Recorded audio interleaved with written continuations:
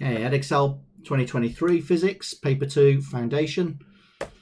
We've got question 1, we've got a load about static electricity and electrostatics. So figure 1 shows a plastic cone picking up small pieces of paper.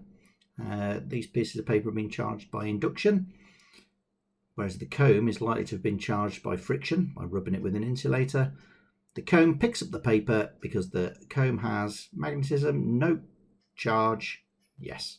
So the cone has extra charge, whether that's positive or negative.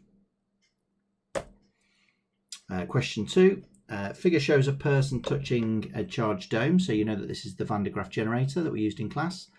The person's hair is standing on end. Explain how the electric charge causes the hair to spread out. So what's really happening is the hair's repelling. We've covered it in minuses. They don't want to be near each other because they repel, and that's what's making the hair stand up on end. And then ultimately, when normally they're stood on an insulator underneath here, when she takes her head off the dome and then stands on the ground, all that negative charge will flow into the ground. She'll be earthed, and then her hair will lie flat again. Okay, so explain how electric charge causes the hair to spread out.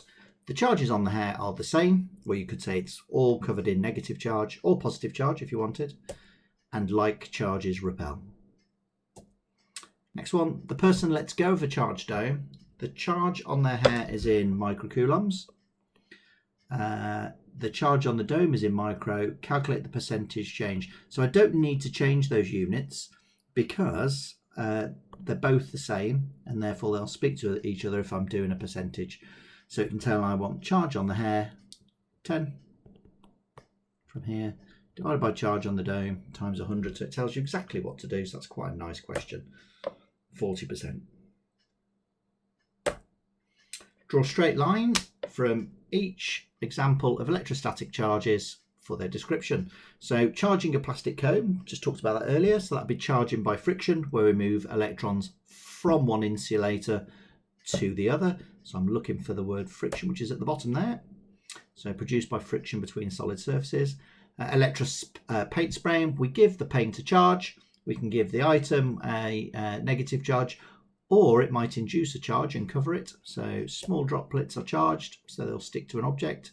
Safe fueling of cars by earthing. So this is if I've got, say, a big truck moving through the air, we've got friction.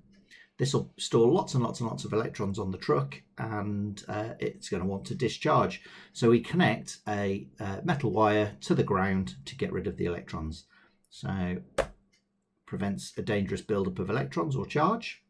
And then lightning, it's the last one left, but it's a buildup of charge in a cloud. Now, sometimes it's not the best way to work through top to bottom. If you found lightning the easier one to do that first, because then you're sort of limiting your mistakes. If you do the easy ones first, and then you're left with a 50-50, but that's that one done.